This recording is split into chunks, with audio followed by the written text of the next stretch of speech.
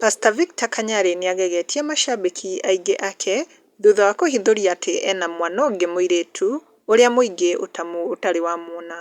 Mũhunjia ũcio araugire ũguo rĩrĩa araragia ũhoro wa bamĩrĩ na efforts iria aramake nĩguo anengerwo ciana ciake igĩrĩ iria magĩire na the late former wife, mũini wa nyĩmbo cia gospel Betty Bayo. Kanyari nĩatarĩirie atĩ ndarĩ atiganĩria mwana wake ona ũmwe, akĩongerera atĩ nĩetĩkĩtie atĩ o mwana nĩabataire kwendwo na kũnyitĩrĩrwo nĩ mũciari.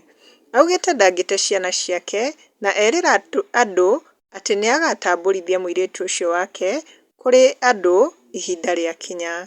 Kũringana nake, andũ aingĩ matirĩ mamenya ũndũ ũkoniĩ mũirĩtu ũcio tondũ acagũrire kũiga mũtũrĩre wake private.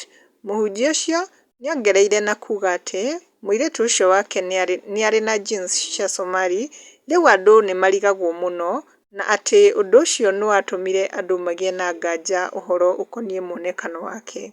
Ona kũrĩ o ũguo, nĩamaintainĩte atĩ nĩagũtĩire privacy mĩaka mĩingĩ na auga aka reveal maingĩ mamũkoniĩ rĩrĩa akaigua ihinda nĩrĩakinya. Ũndũ ũcio nĩũtigĩte andũ na ciũria nyingĩ na angĩ makĩmũgana nĩ ũrĩa arũgamaga na ciana ciake na angĩ makĩũria gĩtũmi kĩa kũhitha mwana ũcio mĩaka ĩyo yothe.